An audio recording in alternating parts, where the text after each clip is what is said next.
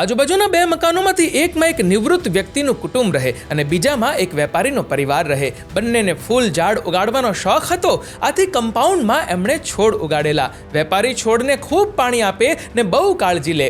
નિવૃત્ત ઓછું પાણી આપે ને કાળજી પણ પ્રમાણમાં ઓછી લે. વેપારીના છોડ લીલા અને ભરાવદાર દેખાય, નિવૃત્તના છોડ સાધારણ દેખાય.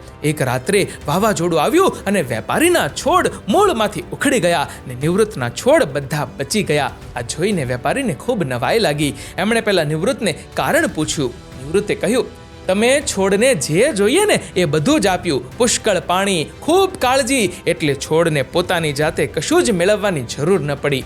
મેં છોડને થોડું પાણી આપ્યું અને થોડું નીચે જમીનમાંથી જાતે લેવા મહેનત કરવા છોડી દીધા. આથી મારા છોડના મૂળ જમીનમાં એકદમ ઊંડે સુધી ગયા અને એટલે જ વાવાઝોડા સામે ટકી ગયા. ને તમારા છોડે એવી કશી મહેનત કરી ન હોવાથી ઊંડા નહોતા ને એથી ઉખડી ગયા. આ વાત બાળ ઉછેર સાથે એકદમ લાગુ પડે છે.